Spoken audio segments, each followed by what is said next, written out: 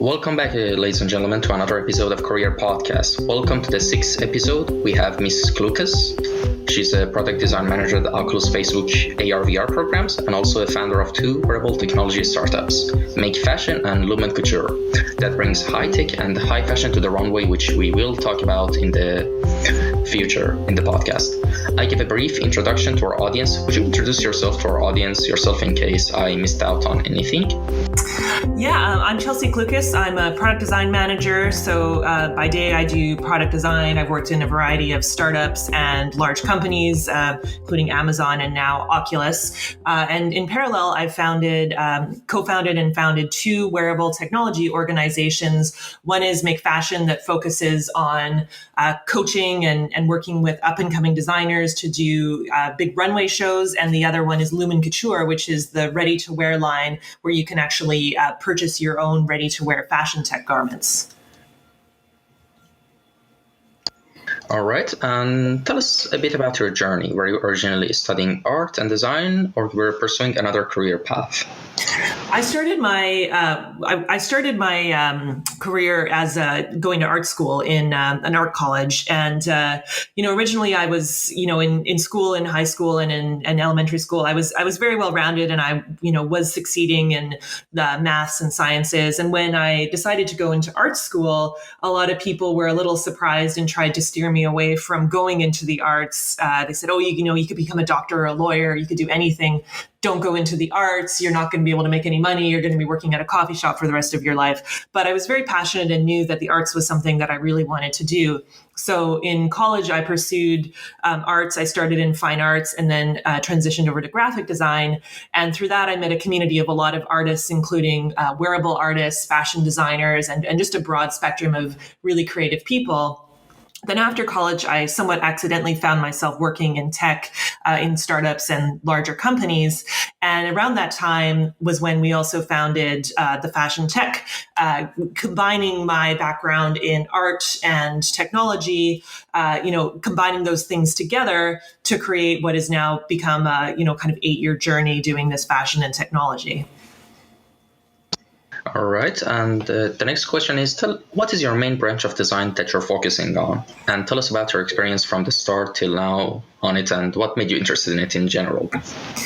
As a product designer, my career has taken me in a lot of different places, and I wouldn't say there's one specific expertise that I've dived really deep into, but one theme that's remained throughout all of my different roles has been this ability to connect people and help people express themselves and build connections with other people through the use of technology. And fashion has been a part of that, including fashion startups that were about creating a network of people to sort of help solve problems of fit and sizing and style, as well as some of the products I'm working on today. VR is a great way to connect people and feel that presence, and as well as the fashion technology with Lumen Couture and Make Fashion. A lot of the work that we do uses technology as a form of self-expression, so that if you're feeling a certain way or if you want to show a certain message but not necessarily say that, you can actually have your clothes display that message through the use of lights and color, or even through the use of text and images,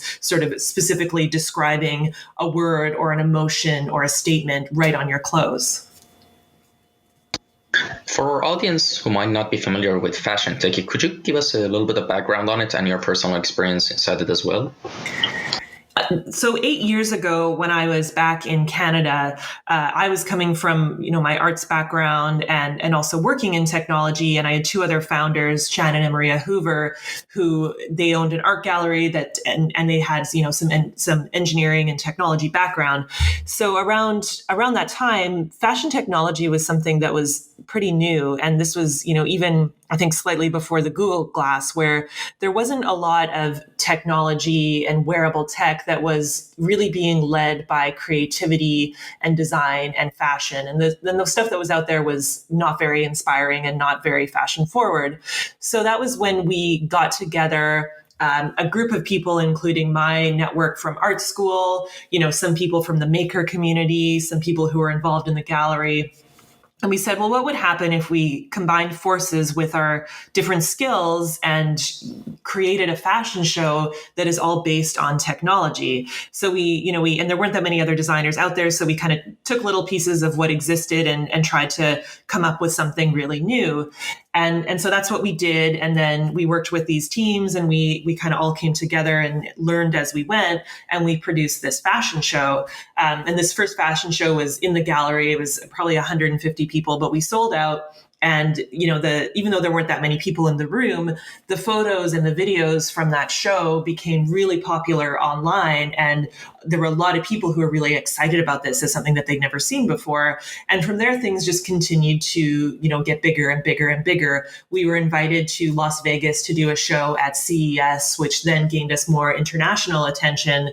And since then, we've been traveling all around the world, doing all sorts of different fashion shows, including we have an annual cycle where, not at this moment when we're in social isolation, but typically we do a big fashion show every year where we recruit new designers and create new teams. And every year we're trying to push more and more the envelope on what it means to do fashion and technology, both from a technology standpoint where we're trying to use more and more innovation, but also from a creative standpoint where we're trying to push the boundaries of storytelling and expression with these pieces that we create. All right. And the next question is, which region embraced the idea of fashion tech more well? Was it Canada? Was it America? Or was it embraced internationally more well? Could you give us your thoughts on that? Although we were founded in Canada, I would say we struggled with gaining traction locally. But we found that when we went international, that was when we got a lot of interest and engagement and attention. Early on, particularly in China, there was a lot of excitement for what we were doing. And I think that, as China being this very rapidly developing country who's, really open to new ideas, that makes a lot of sense. So we've done a lot of shows there where we've actually gone and spent time and had, because in especially in Shenzhen, you can get things manufactured and there's a whole bunch of people who are kind of making new things. We've gone there and actually been able to do workshops and create, new technology, new components, and do fashion shows there. We've also had a lot of attention in Europe. There's a big fashion tech scene in Germany. Recently, I traveled to India and introduced the work there. And there was a lot of excitement around that because that was also something that was fairly new for India.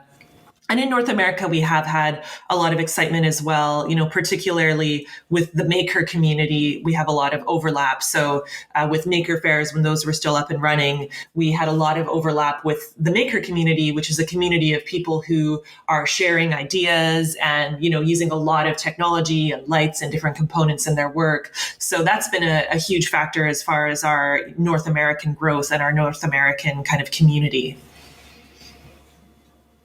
All right, and the next question is a bit more design-oriented. How does your design process usually go? And I don't just mean design for fashion tech products. I mean in general, your design principle and ideology. Design for anything. I think when it comes to design and creativity, there's sort of two modes of design. One is when you're, doing commercial design or designing for users. There's usually, you start with a problem. So if you're doing, a restaurant website, there's usually goals and problems to solve for. When you're doing software, you don't just make software for the sake of making software. There's usually a goal or an intention behind it. So the way you design, you work backwards from those problems and those user needs, and you're constantly trying to design the right solution to solve those problems. When it comes to art and creativity and self-directed projects, you're almost creating your own problems. You're not starting with a known problem. You don't have customers and business goals. So you're really organically creating and there's no restraints on your creation. And I think that those two forms really feed into each other very well. And I think for, artists and designers, it's good to have a balance of both so that you can understand both sides of the spectrum. And often because art and self-directed projects don't have those constraints and don't have the same, amount of goals or other people involved in the decision making, that is what allows art to be, pushing the boundaries and going further and further beyond what other people are doing or expecting. And that actually fuels into design and commercial design as well, because you can take inspiration from those things and then kind of funnel them down and see if there's something there that may fit to solve, a real or pressing problem. All right. And how do you see the future of fashion in general? Do you think fashion tech will be more involved alongside the other trends that are going on?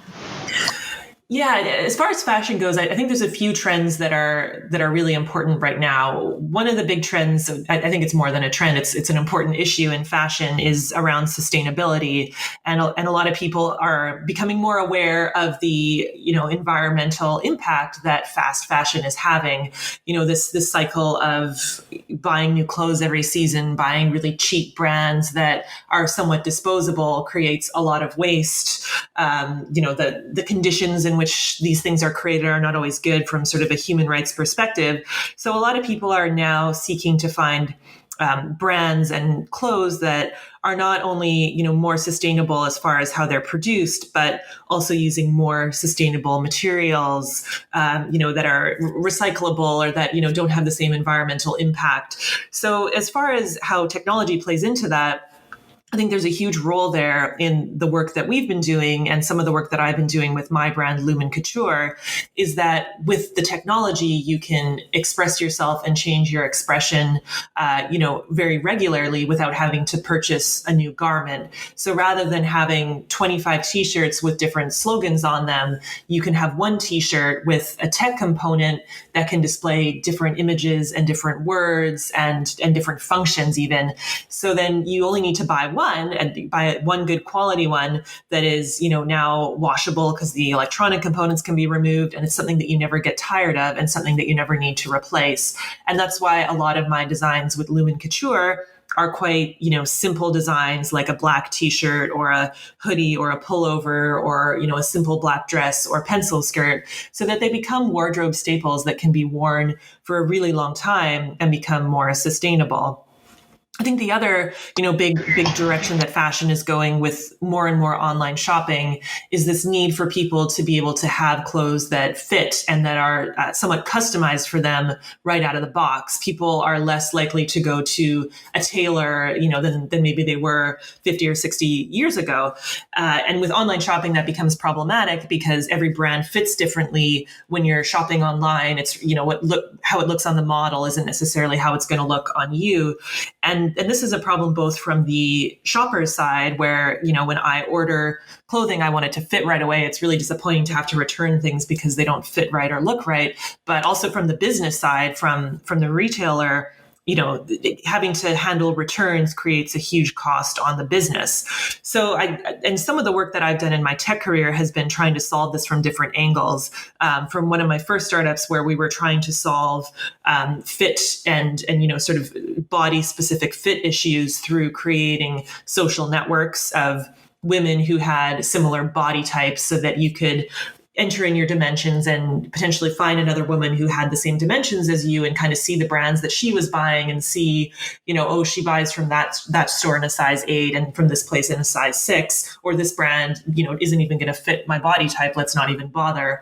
To the other side of the spectrum of trying to solve that through technology, through body scanning, or through using different types of camera lenses to be able to map the body.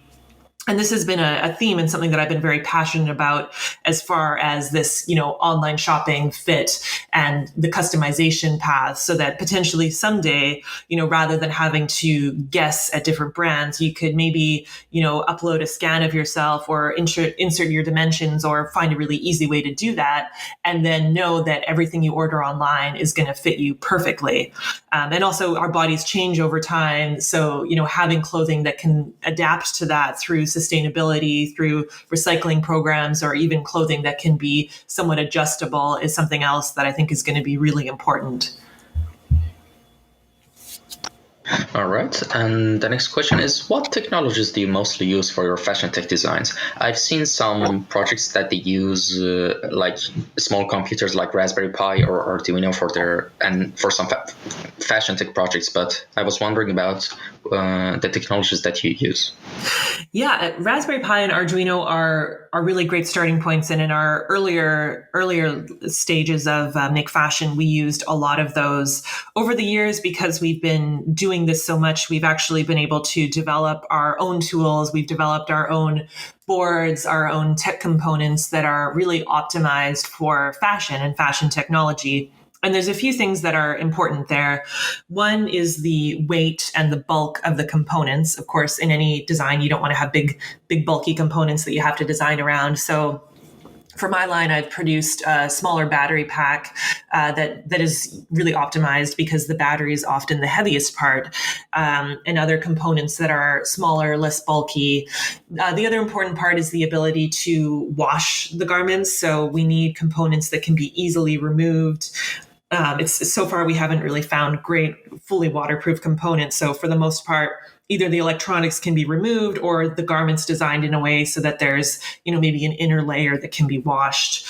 So that's another important part. And the other one is just the durability and the flexibility of the electronic components. So unlike most hardware today where it's in a hard case and it's kind of designed that you can the electronics aren't going anywhere, with fashion tech it's moving and it's on your body, and your body has curves and moves throughout the day and stretches. So we need the components to be almost as flexible as the fabric itself, which is quite challenging because a lot of electronics really aren't designed to have that kind of wear and tear on them.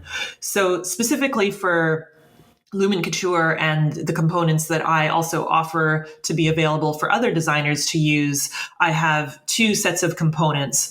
One is a kit that has the LED string lights. So these are just little strings of LEDs that you can kind of weave or put into your garments. And these are designed to be really flexible, and they have sort of extra durability on them that make them flex really well. And those also are compatible with a variety of sensors. So for example, if you wanted to use a temperature sensor where your dress, turned red when you're warm and blue when you're cold, for example, you can attach them to one of those components. But they also come with a really simple, easy to use remote control that has a variety of different effects that we've seen a lot of people like to use in their garments. So everything from a rainbow gradient to a twinkling effect to a waterfall effect or a flame effect are right there on the controller, and you just press a button and you can change your garment kind of on the go. So that's one component that I have available on my site, wearabletutorials.com. The other piece of technology is a newer technology that I've been really excited about, and it's an LED matrix, which means that it's a bunch of LEDs that are very close together that can display images or videos or text on them. And this component that I've been using is really, really flexible. You can bend it, which is unusual for those types of products, and it's also really thin. It's about the thickness of a piece of paper. So what this means is that it's really easy to integrate into any sort of garment. So I've been, you can put them into a dress or a skirt or into a hat, really, really easy to use. And this is what I've been using for a lot of my newer designs, including, t-shirts and belts and necklaces and the mask. And these are also available on my Wearable Tutorials site for anyone else to use for their own projects. Could you tell us a bit more about the mask? Because I've seen the YouTube videos on your channel that there's a tutorials about how to make kind of infuse fashion tech with masks because of pretty much the whole COVID-19 situation. I think people would be interested in that to know more. Yeah, the mask was a little bit of an accident. In the first couple of weeks of social isolation of the COVID, I was personally feeling a little bit uninspired because it felt like, everyone's indoors. Nobody really wants to wear this crazy tech fashion, and our shows are being canceled and all this stuff. So I was just in the studio making regular masks to distribute because it was at the point where we were starting to need them. And I had obviously a big sewing studio. So I thought I'll just make some masks and give them to friends and family. And I had the component and I realized that it fit really well. one of these flex components into the mask. So within, from Sunday morning, I had the idea and I did a really quick little DIY tutorial to show people how I made it, kind of edited the video and posted it up on YouTube. And it had a ton of traction and a ton of interest. So it was a little bit of a happy accident there that everyone was excited about it. I initially just did the DIY, but then a bunch of people were reaching out to me saying, hey, I really want to, I just want to buy one. I don't have a sewing machine and I don't really want to buy a sewing machine just for this one mask. So then I worked with my existing suppliers to create a product that is now shipping next week so that you can actually go and buy your own mask without having to do any DIY type of work. And I think the interesting thing about the mask is in my initial video, I had this message going across it. Of course, with the tech, you can make it say literally anything or show any image, but I put this message that said 6 feet away on the mask. And I think that really resonated with people who, I've heard anecdotally people have frustration with people who don't move out of the way and who don't take social distancing seriously. So I think that message of, stay away, 6 feet away as this kind of warning was really interesting for people and kind of helped it gain a lot of traction and interest. Yeah, and the next question is, it's a bit more general, but who are your favorite artists and designers that particularly inspired you the most?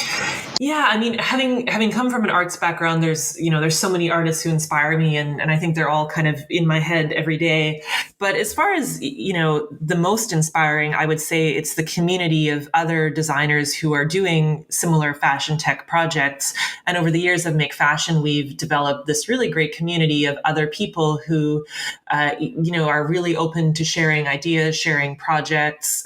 So much of my work has been, based on a component or an idea that another designer has shared with me. And likewise, we all kind of fuel each other to create new projects. So I would say that's the most inspiring thing and a really cool thing about being in this space and having been a part of this community over the years is that, there's just a lot of people who are really open to sharing ideas and inspiration, and we all kind of elevate and lift each other up.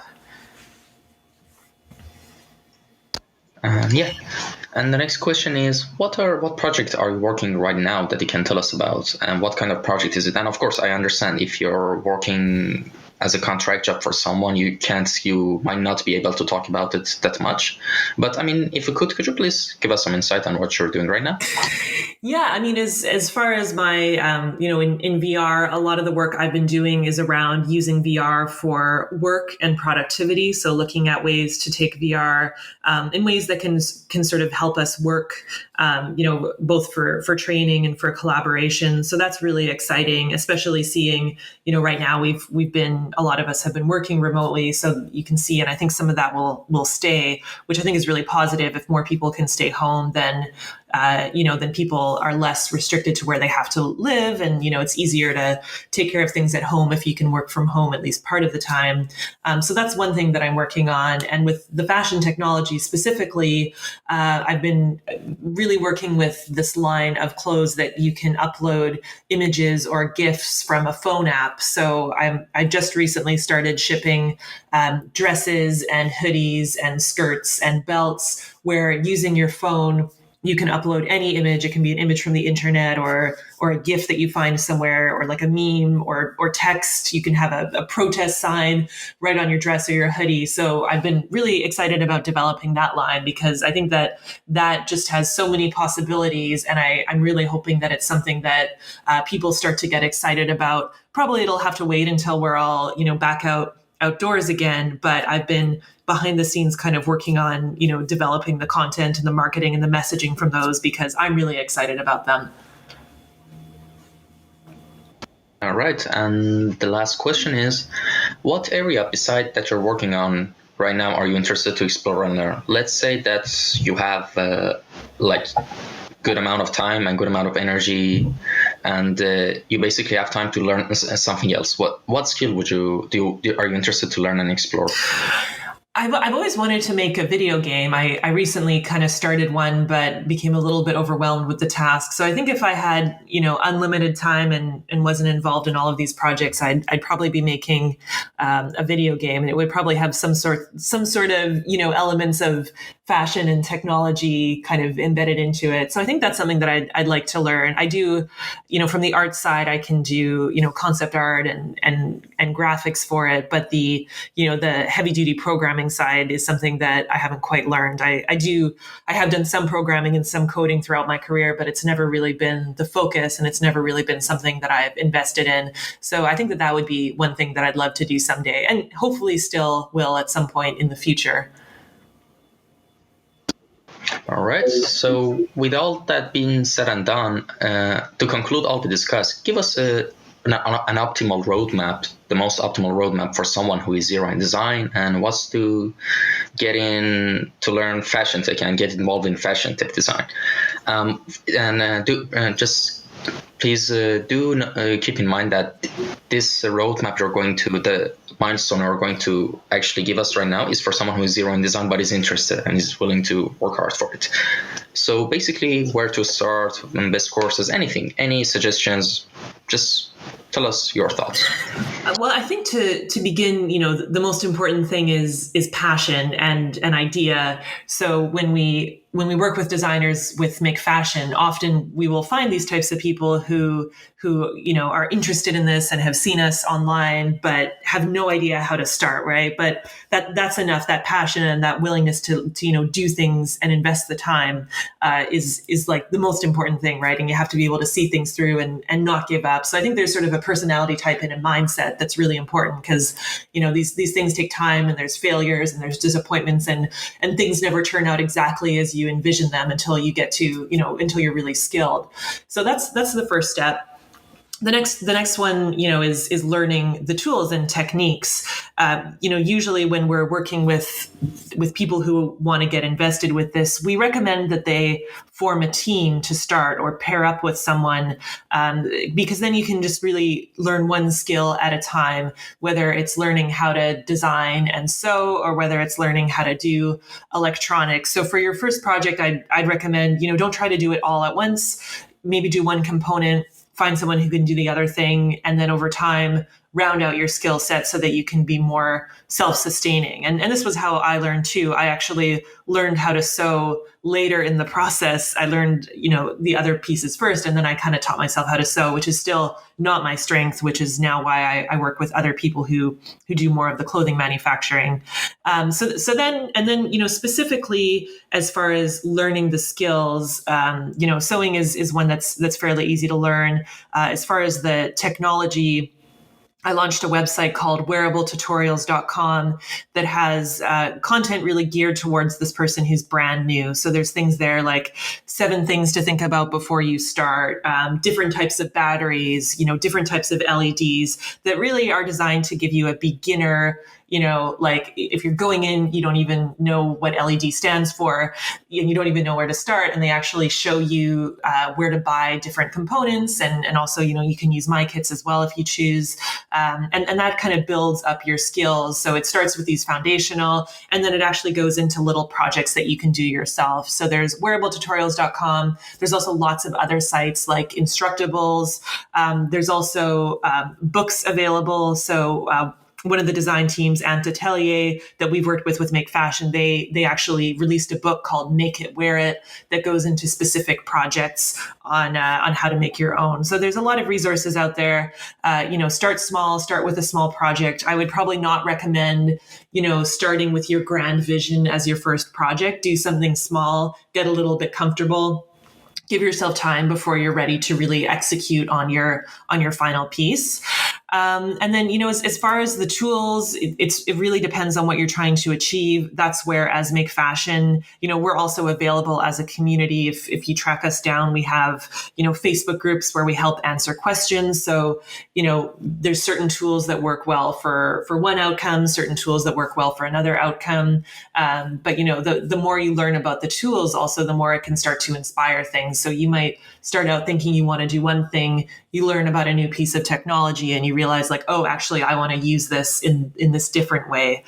So it's very iterative. You're always learning. You know, the community is a really important part of people who can help answer questions, because if you're struggling with something or you have a question, chances are you're not the first person to have that question. So, you know, you can try to hash it out on your own, but, you know, you can also ask someone who might be able to give you that information. And for the most part, people within the community are really happy to share their information and tools and processes. Thanks for joining us on the podcast. And how can people contact you if they want it? So on Twitter and Twitter, I'm at Chelscore, CHELSCORE. I'm pretty active there. Instagram at Lumen Couture.